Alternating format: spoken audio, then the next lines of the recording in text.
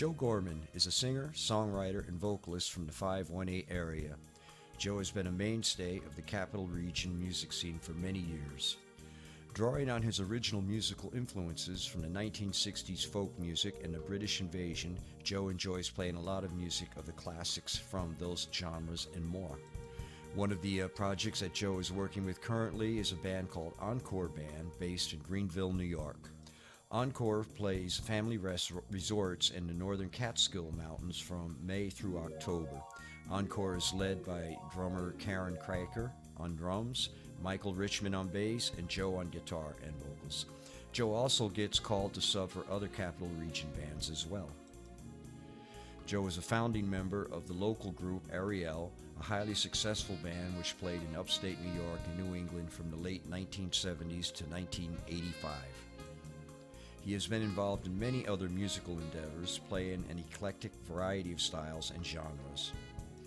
On Memorial Day of 2022, Joe released a new single, Getting Ready for Love, on Third Sun Records. It is for sale or streaming on many available platforms such as iTunes, Amazon Prime, Spotify, Deezer, YouTube, and many others. Playing over 100 dates a year between various projects keeps Joe busy year-round. In addition to playing at local clubs, he has been busy entertaining people at area senior centers, assisted living facilities, community events, farmers markets, bars, and nursing homes. Joe has been increasing his public performances, so look for dates here and there on Facebook and the various platforms that advertise for the 518 area. I assure you, you will enjoy his creativity and positive songwriting. Please stick around after hearing these couple of songs that Joe has written for an interview with him, podcast style, and enjoy getting some insights into Joe's creative process here on Empire Radio Sounds.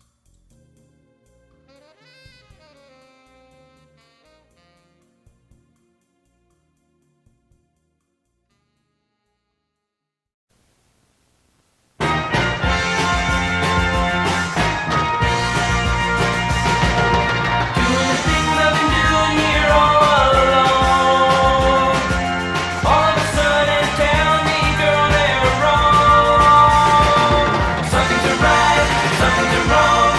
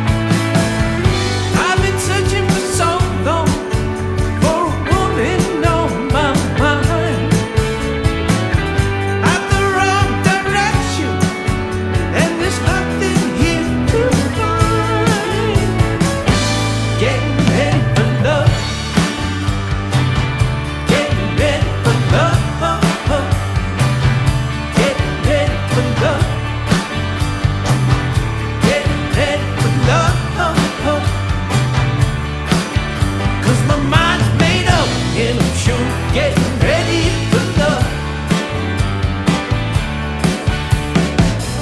Paint a picture in my mind, look into her eyes. She been telling me stories, I wonder if they're lies. I've been searching for so long for a woman on my mind. Been the wrong direction, and there's nothing here to find. Getting ready for love. Getting ready for love. Getting ready for love. Getting ready for love. 'Cause my mind's made up, and I'm sure getting ready for love.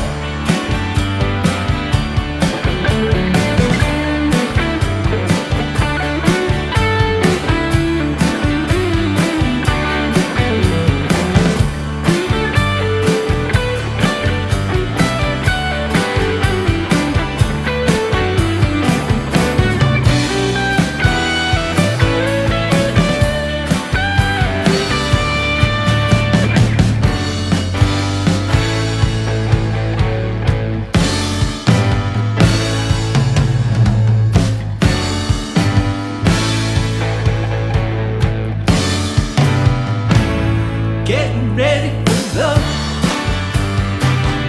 Getting ready for love. Getting ready for love.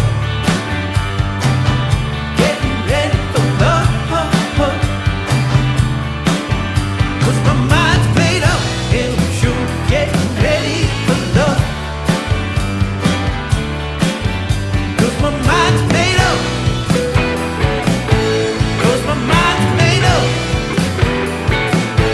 'Cause my mind's made up, and I'm sure getting ready for love.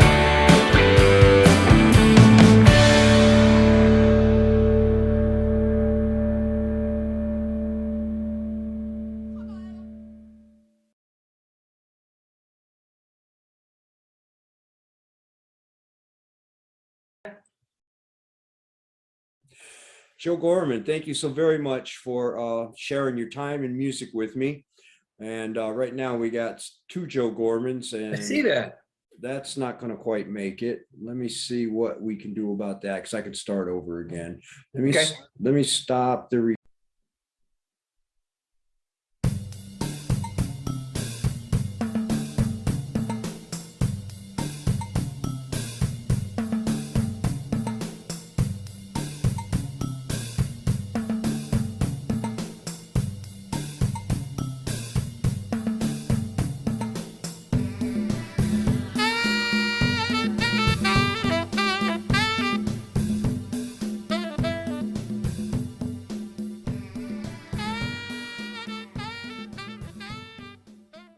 We go.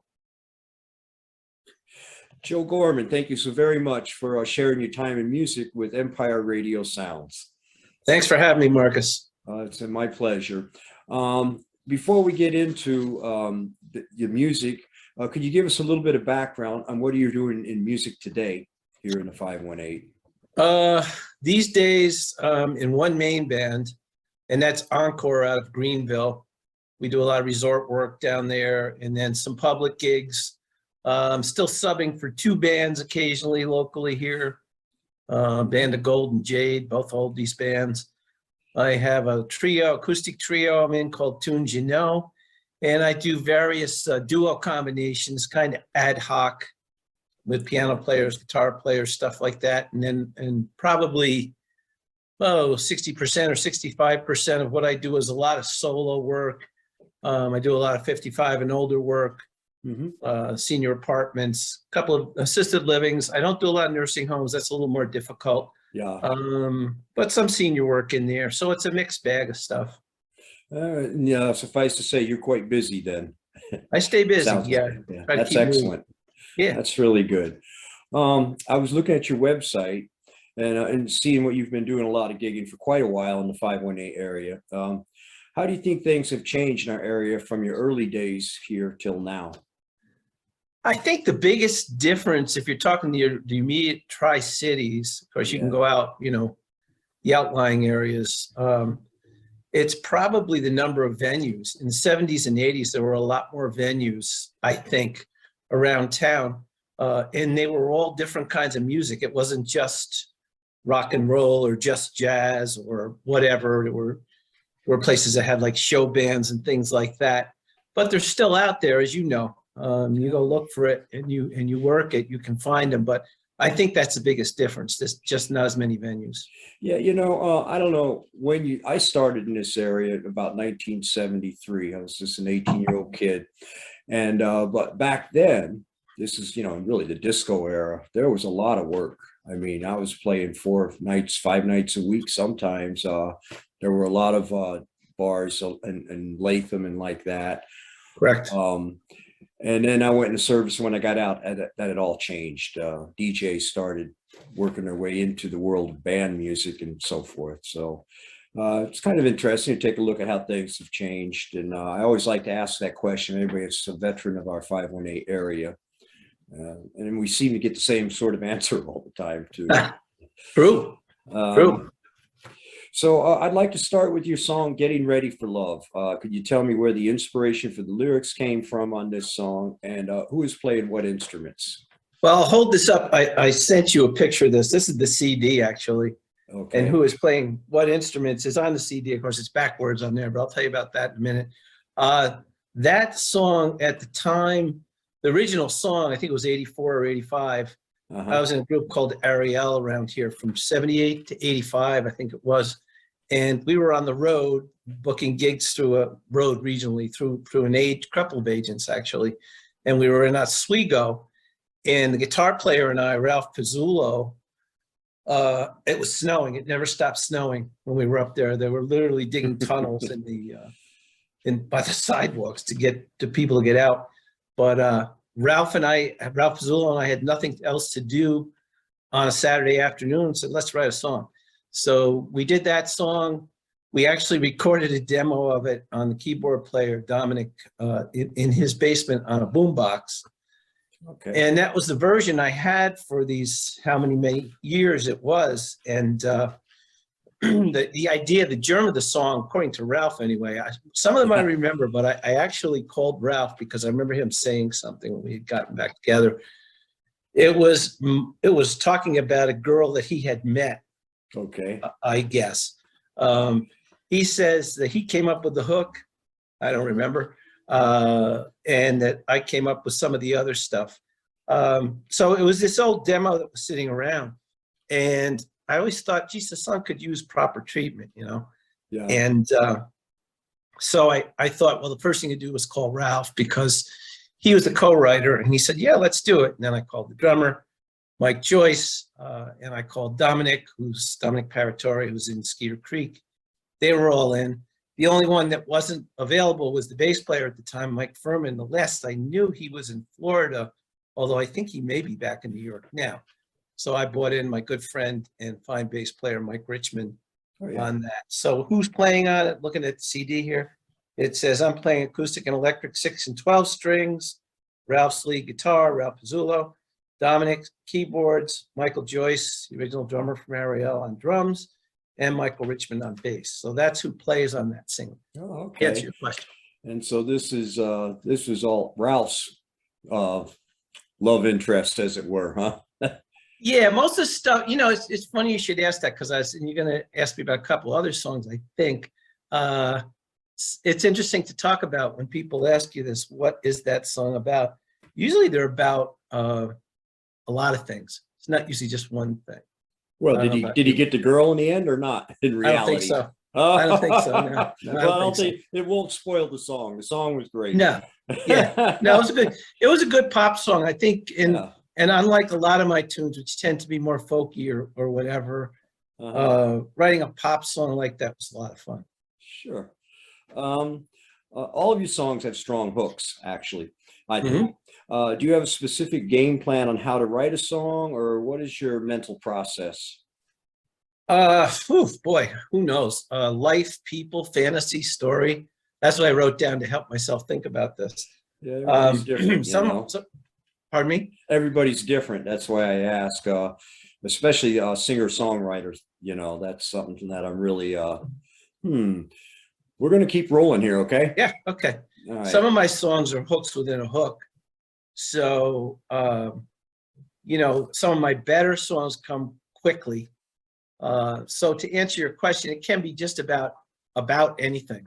Mm-hmm. It's kind of weird watching Max Headroom. Yeah, well, we'll go forward anyhow because push come to shove, maybe I can do something in the editing part of this, See, I'm back. Or who Yep. knows, maybe this is nouveau art we're doing here. But you may have touched something just now that fixed it because, like I said, we had the same situation with Kevin. But no, let's not worry about that. Okay. More importantly, let's get this going here. So, yeah, everybody has a different mental process when they're writing music, and it seems to me, I used to do a lot of instrumental writing, and now I do songwriting with my wife, and usually after the fur flies and we've had a big argument about it, something comes out of it, Yeah, sure. But whatever works. So next song I'd like to talk about is Standing Alone. For a song of love lost, there's a certain philosophical bend to the lyrics and music that reminds me a bit of Paul McCartney's music. My point is, even though it is a song of love lost, there's still a certain lightheartedness to the song, if I'm hearing this right. Can you perhaps give us a bit of the background of the inspiration for this song? Yeah, I mean, the songs that we were talking about today is the newest, going back to one of the older ones. This one was written in July of 1976, in fact. And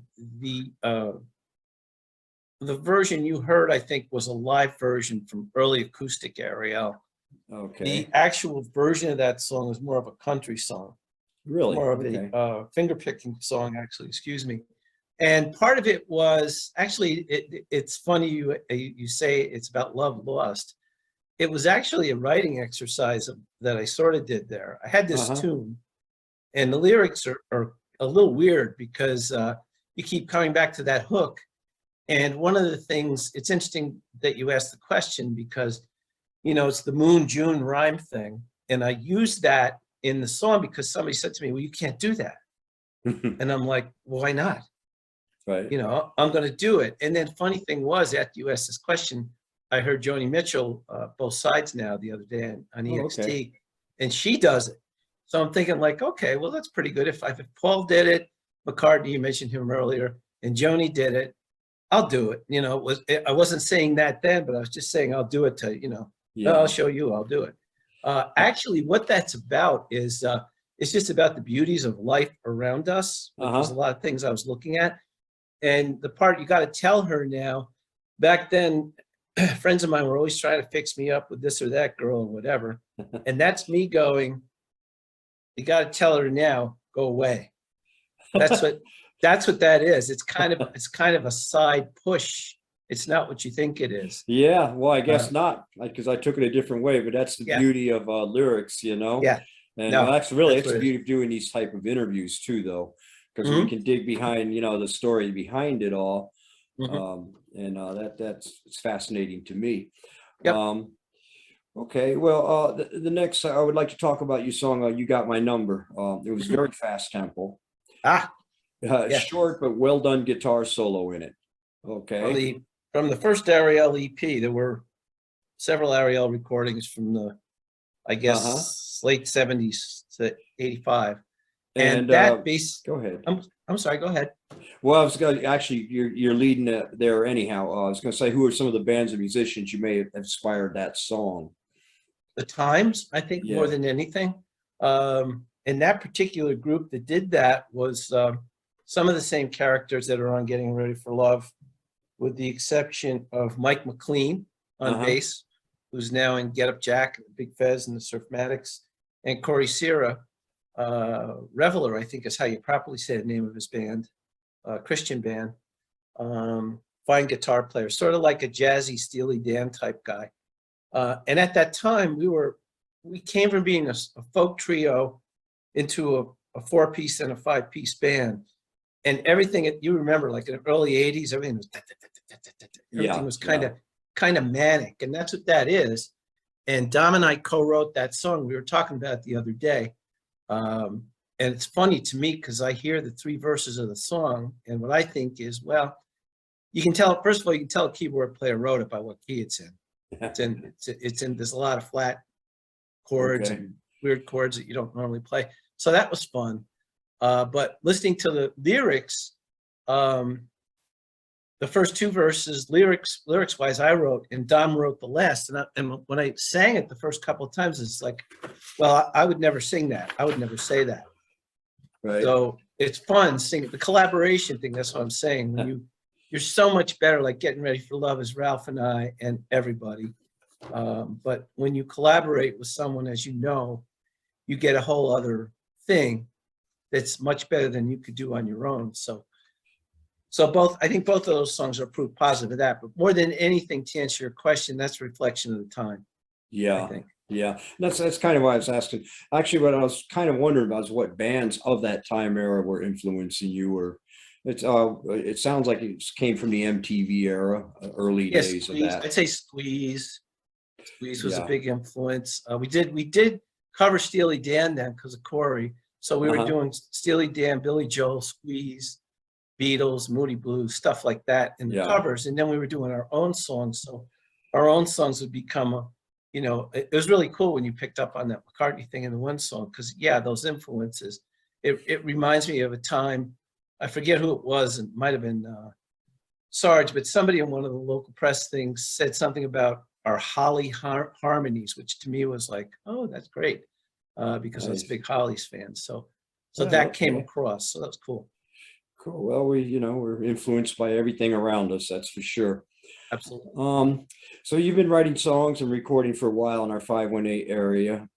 In your experience, what has happened or changed over the years in our area for songwriters? This is kind of a little bit of a different question. I mean, I don't remember back in the early days people even writing songs that much, but we were just working. But I guess what I'm really trying to ask here is when you're trying, well, actually, I'm going to lead this right into the next question. What sort of things you do to promote the music that you've written in today's musical landscape that maybe you didn't do in the past? Yeah, well, I think things have changed. We'll put the two together. A lot's changed in 40 years. First thing that would come to mind from doing Getting Ready for Love is Pro Tools, experiencing that. And also just the thing of recording again after 40 some years, I didn't realize how much I missed that part of it. Not just the creative part of course, of crafting the song, but of doing that again. And there's a lot of good things going on. Most importantly, locally for us would be stations like Radio X with Art Fredette, or WEXT. With Chris Wenk and all his team there.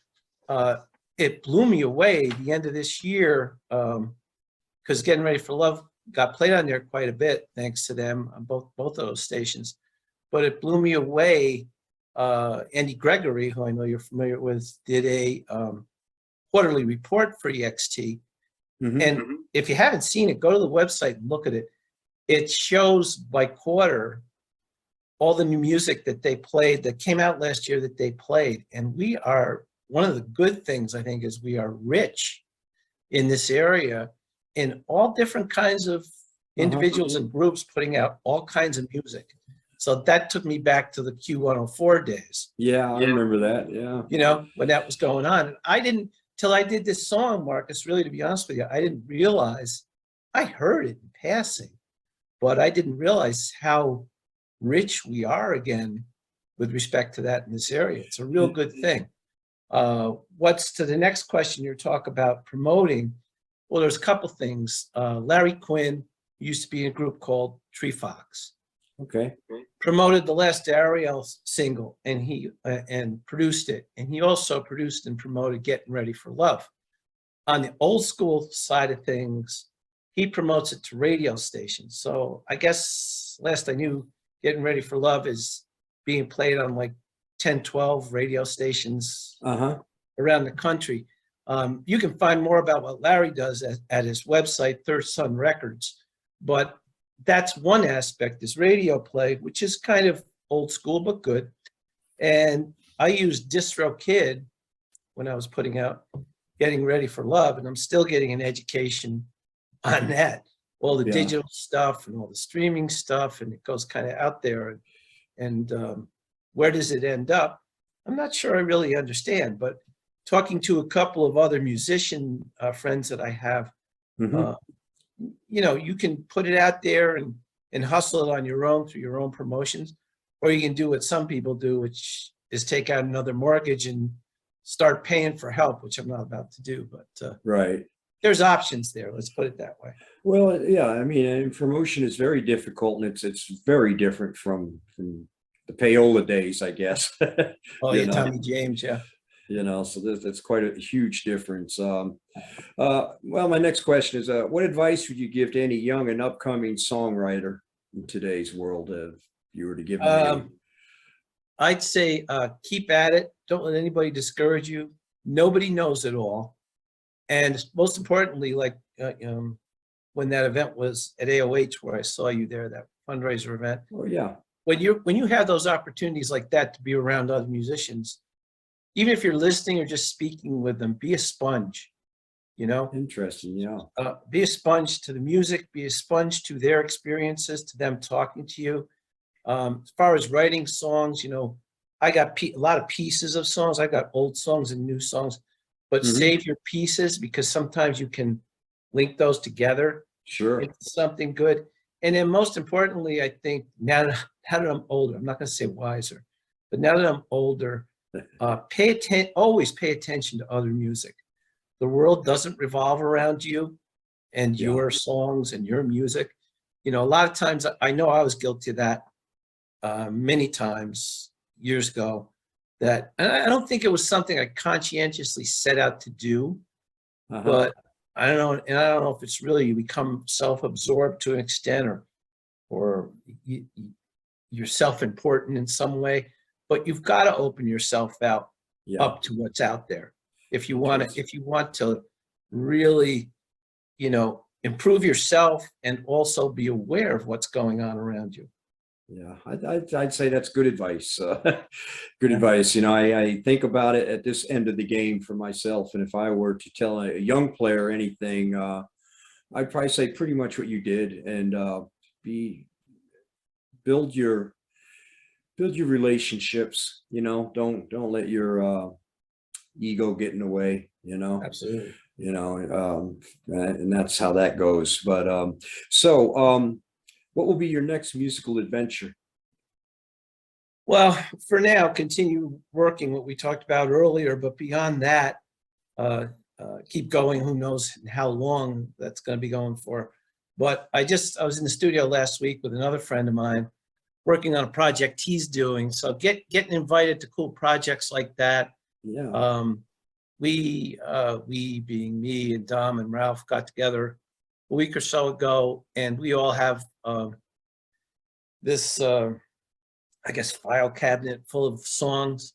Uh-huh. And so I hope to record some more. And when I do record some more, I don't want to do Getting Ready for Love over again. You know, that's been done. So the next song, I want it to be different, even though it's me and it'll sound like me, I guess, to some extent. I want to get some different instrumentation. Who knows? I might be looking for a sax player or something. Well, I know a guy you could call. Yeah, I know. You know, and I'd be delighted to put, punch in a 2-note solo or a 20-minute solo, whatever you need. Yeah. You know? Yeah, I mean, that's the thing, you know, and also, yeah, that kind of stuff. And some of the songs, I didn't send you a couple of those other songs because some of those are being reworked right now. Sure. And even the ones you heard might be reworked too, but maybe not. Yes. But you know, that's the type of thing I want to record some more. And once you start getting busy, as you know, because you're busy, Yeah. it's getting everybody together when you can get them together to lay stuff down, and that's a neat trick. It can be quite difficult as we all gain more things to do in life, you know. Yep. Well, Joe, I want to thank you so much for sharing your time this afternoon and your music. And I'm sure our paths are going to be crossing more than once in the future in our area, and whatever fundraisers again or whatever, you know. I hope so. And I appreciate your time and for asking me on, Marcus. I really appreciate it. Thank you. Well, I'm having a lot of fun with this little retirement project of mine, and Fun. it's just amazing how much talent we got in our 518 area of all stripes, you know. Yeah, really check. Radio X is a great source locally, and check out those reports that Andy did on EQX on the website. It's well worth the time because Okay. it's eye-opening, really. It's cool. I'll follow you up on that, and thank you for spending your time with us today. Thank you, Marcus.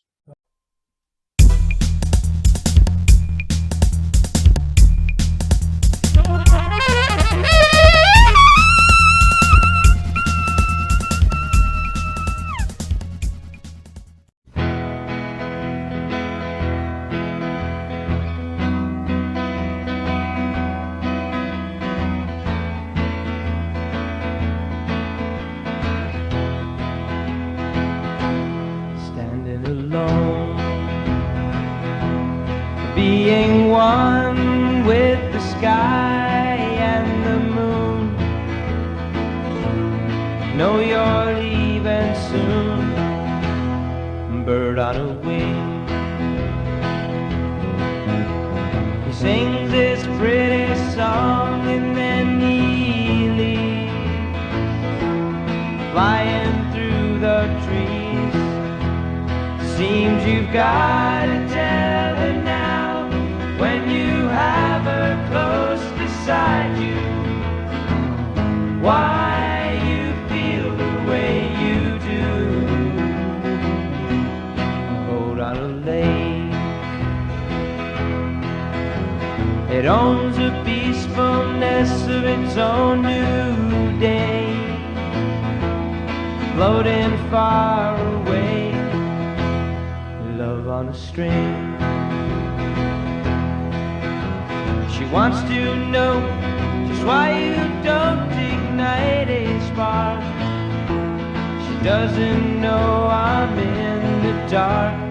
Seems you've got to tell her now, when you have her close beside you, why you feel the way you do. Life all alone, this isn't what the real world's all about, my friends. Hey, stand up and shout, we're all chasing our hard dreams, finding that it's just the way we always thought. Love can't be found or bought. Seems you've got to tell her now, when you have her close beside you, why you feel the way you do. We're all standing alone, we're being one with